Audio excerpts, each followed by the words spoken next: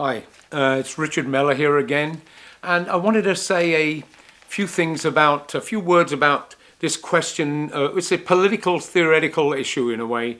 This issue of the state, and I know we have a significant working class readership,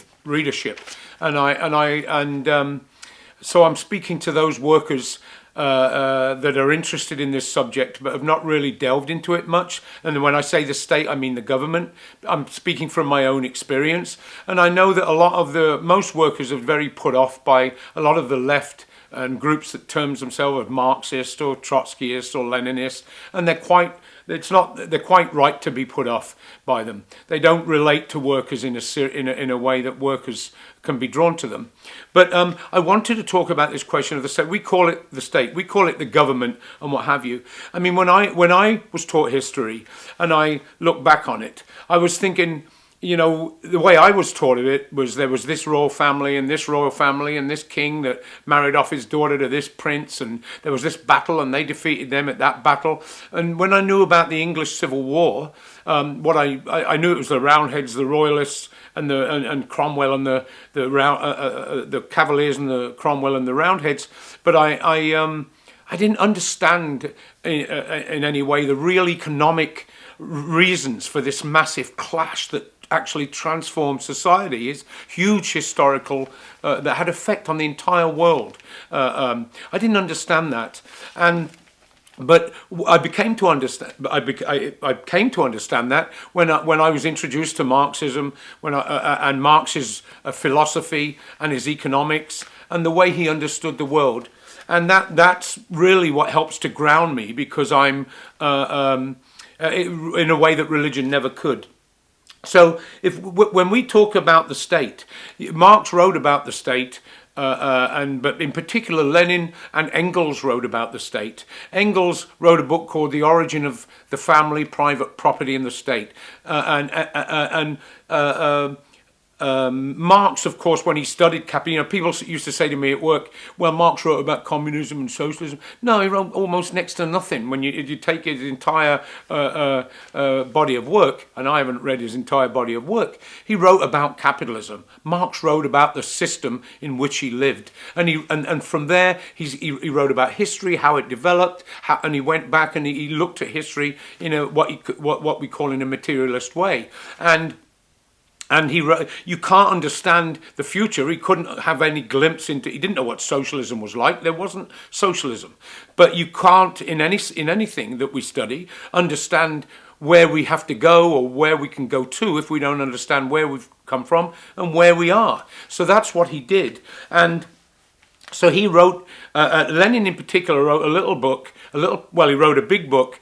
Not so big. He wrote a book after the revolution, the Russian Revolution, before the decay of the Russian Revolution and the betrayal and the rise of Stalinism. He wrote this book called The State and Revolution. It's really worth reading. It's an explanation by a person who lived through a revolution that changed not just the people at the top, but changed the very nature of how society was run.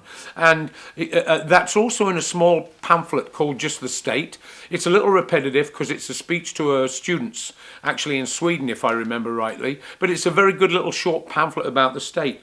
And the thing is about the state is that we have to understand is what, like, if you take the elections right now all around the world, there's a crisis in the advanced capitalist countries, a political crisis. There's much more than that, but there's a political crisis. The parties of capitalism in France, the two main parties of capitalism for the last 50 years were completely irrelevant in the election. In America right now, well, we're seeing what happens in Britain. We're seeing what is happening around the world. In America right now, there's a similar thing happening. A complete crisis of politics. They couldn't even find a candidate, the big bourgeois in this country, that they thought was worthwhile. Anybody but him. Trump. So there's a crisis of the two parties in this country, the political crisis of capitalism. And if we think about the state we're taught, and all of the candidates that are running are saying, I represent all people, I represent all of Americans. The state is not some form of some divine abstract thing.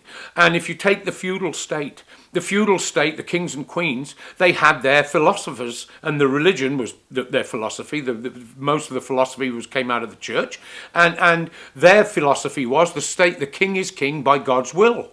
The preachers taught it to all of they didn't educate the working class, so that was filtered down into the masses through the preachers and the priests and what have you, that the system is led by God's man on earth, and the system is inviolable. It is almost a divine nature. Well, capitalism changed that somewhat, but we still get this thing about the legitimacy and of the state. And if you look at the state and what Lenin in that little pamphlet talked about, look, the Greek, we talk about Greek democracy and Athenian democracy. Well, it was a democracy, but it was a democracy for the slave owner, not for the slave. The slaves in Greece, in Greek democracy, didn't get a vote. And so what we see and how we see the state, Engels goes into how the state arose. I'm not going to do that now. But in America and in capitalist countries, we live in a bourgeois democracy. We live in a capitalist democracy. It's different to feudalism because we're free in the sense that we can sell our labour power. We can work for anybody we want. We can't escape the capitalist class as a whole and this relationship without becoming one of them, where we would be a purchaser of labour power as opposed to a worker that sells it. So we say we live in a bourgeois democracy. And this bourgeois democracy, the capitalist state, is in a real crisis. The capitalist political parties and system is in a real crisis. And I want to give an example. If we remember during the election, there was an uproar when Trump said that if he may not abide by the election results, he was calling the elections a rigged system all the time, and even if he lost, he wouldn't guarantee he would abide by the result of the election. There was an uproar when this happened. Now he's fired Comey, the FBI guy, and there's all the other goings on within the state apparatus. So there's a real crisis. There's confusion in there, stability in there. But when he said that back then in the election campaign, why was it such a shock to him? It was because they don't care what he says about women, about Mexicans being rapists, about black people, about anything. They don't care. What they care about is that this system is seen as the end of civilization, as all ruling classes describe their system. This is the end of civilization. And he was undermining the legitimacy of the elections, the phony bourgeois elections, the best elections money can buy.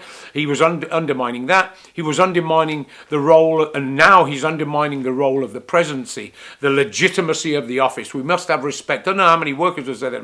We must respect the office. What's the respect about that office? I don't give a shit about that office. Excuse my language. I don't like to swear in these things. But most of the people that have sat in that office, everybody that sat in the office in one way or another, that's the leading representative of capitalism. They've murdered millions. They've caused the deaths of millions of people. So there's nothing to respect about that office from a worker's point of view. It's not my system, and the person in there doesn't represent my interests. So the question of a state, Marxism points out, and Engels wrote about, is that a state is not an independent thing. It doesn't represent all people. It's not supposed to represent all people, because there's two sets of people, big sets of people. Those that work, and like the peasant did, they took surplus food, surplus product that they got off the Lord's land. That was given to the Lord. They also worked on his fences, maintained their land. The Lord got a chance to sleep with the peasant's wife before he did on the wedding night. It's called the night of first rite or something, so clearly one lived off the labour of another. And in capitalism, it's a different relationship, but except the capitalist class lives and wealth is created off the back of those that sell their labour power, off of workers. So if you have those two classes, the role of the state is to maintain the system whose state it is, which is capitalism. It has to maintain the role of capitalism. It has to maintain the system of capitalism, and those who who lead it. And that's what prisons are. That's what the police are. If they didn't have a state, it's not just a capitalist state. It is also an arbitrator between the two classes. If there was no state, there'd be chaos from their point of view. There would. I mean, people needed money, they'd walk in the bank and get it, right? All sorts of things. When there's a protest, we meet the police. When there's a strike, the judiciary, which is an arm of the state, will declare it illegal or declare this or that and the other, or it's terrorism or it's an economic whatever against the rights of the freedom of a capitalist to make money, and they will impose the law on them. And if the law is violated, they will bring the police, and if the police aren't enough, they'll bring the military. That's what they do. That's what the role of the state is. So what Marx did was explained the real role of the state in society and throughout history. And so why is that so important for us to understand? If you take this election here and what's happening with Trump, the problem with Trump from capitalism's point of view is he's unstable. Foreign governments can't determine what they should do. They're all in competition with each other, but capitalism, we're in a global system, they recognize that, and it needs a certain amount of stability. He's disrupting trade. There's a whole chaos within the system of governance, and the biggest fear there is how the working class sees that it cannot lose its credibility. Now, the thing about the United States is that it's lost its credibility a long time ago, the political parties. 80 million or something didn't vote in the last election. The thing is, in America, is the media is very powerful, and it teaches that the real reason is it's bad people, they're corrupt, they're rotten, they take money, it's all of that. There's no real explanation like there was in my youth, the same thing. There's never a class analysis of it, what's going on. And so what Trump's doing, he's undermining the legitimacy of the very system itself. And you can see the headline in the paper today in the Financial Times: Trump stumbles into dangerous territory. He keeps stepping. It's just one day after the workers told me, I go down the pub and talk with people. People will say from all back walks of life, I wake up in the morning, I don't know what the hell's going on. There's tremendous insecurity going on. So the Financial Times is talking about it too. They're talking about the firing of Comey. This is a terrible miscalculation. It's another step to undermining the system. And of course, America is the most powerful country in the world. It's the most armed. And so everybody in the world is concerned and looking toward America. So he's fired Comey, the head of the FBI. They go on to talk about the whole political agenda is at risk. Even though they disagree with the political agenda, it has to be seen to be flowing, to be a conscious bourgeois decision, part of the process. So they're concerned about that. And then they talk about his infrastructure. They're actually calling for an independent investigation on the Russians and everything else, independent of the administration.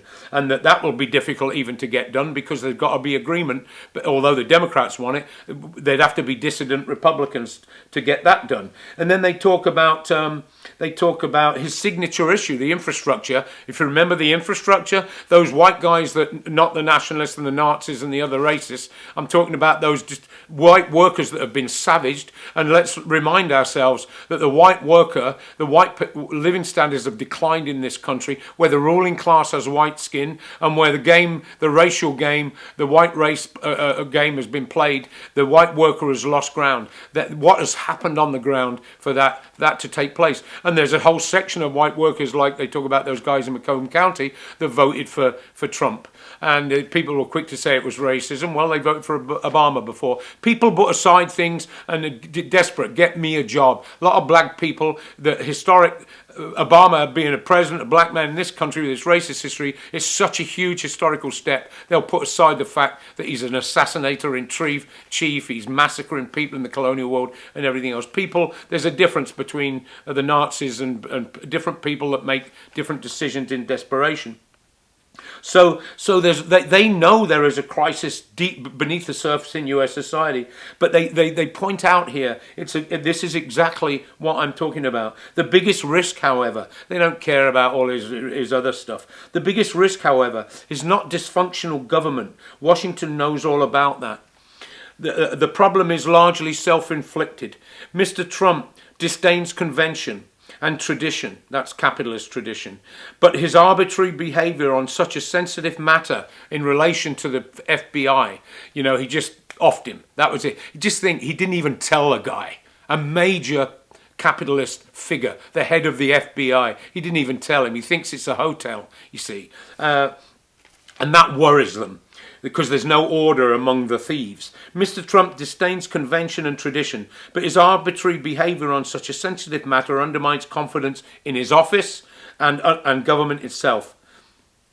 Comparisons with the Watergate scandal are premature, but Mr. Trump has stumbled into dangerous territory. So then they call for the special prosecutor. But the integrity of the system depends on an unimpeachably independent investigation. Republicans should put the interests of their country first and ask for one. So what they're talking about is their country. They're talking about their system is what they're talking about. This is important for us to understand as workers, and it's not the only thing about Marx's analysis of society that's important to us as workers. So that little pamphlet, The State. The book, The State and Revolution, Engels' book, The Origin of the Family, the State and Private Property, that talks about how the state originated. And the important thing, if we're not, because I know a lot of workers, it's new reading and new terminology for some of us, but it's an eye-opener. And the best way when you read stuff like that is to discuss it. And we do have conferences, phone conferences. We discuss things and events. And if you're interested, send us an email. It's on the right-hand side of this blog, and we can have a discussion about certain issues like that, the state, economics, and what have you, because it's important for us to understand how we got where we are, why things happen in a concrete way. It's not about devils and gods and bad character. So this is Richard Mellor. These are some of my thoughts today. Facts for working people. Talk to you later.